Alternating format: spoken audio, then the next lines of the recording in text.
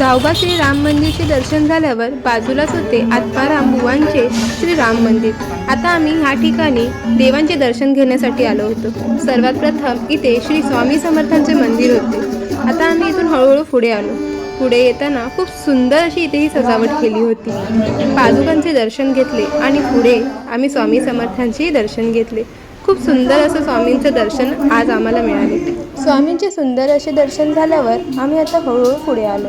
स्वामींच्याच पाठीमागे एक छोटंसं मंदिर होतं आणि ते होतं शंकराच्या पिंडीचं। तिथेही आम्ही नमन केले आणि हळूहळू पुढे चालत राहिलो। पुढे आल्यावरती इथे आम्हाला श्रीराम जयराम असं दिसले। हळूहळू आम्ही पुढे आलो। इथे पुढे येताना आम्हाला दर्शन घडले श्रीरामाचे।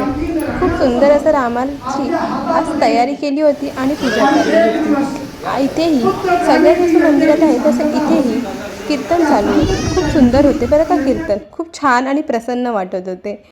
त्याच बाजूला अजून एक मंदिर होतं। तिथे साईबाबा, गणपती आणि देवीची मूर्ती होती। खूप सुंदर असं त्यांनाही आज सजावट केली होती। त्याचबरोबर आम्हाला इथे व्यंकटेश्वर प्रसन्न देवाचेही दर्शन घडले। मंदिर तर बघा ना किती सुंदर असं रेखाटलं होतं। खूप छान आणि शांत असं वाटत होतं। आज आम्हाला एकाच मंदिरात सर्व देवांचं सुंदर असं दर्शन घडून आले। यानंतर आम्ही ज्या ठिकाणी निघालो होतो त्या ठिकाणी पोचलो। ते म्हणजे मुंबादेवीचं मंदिर।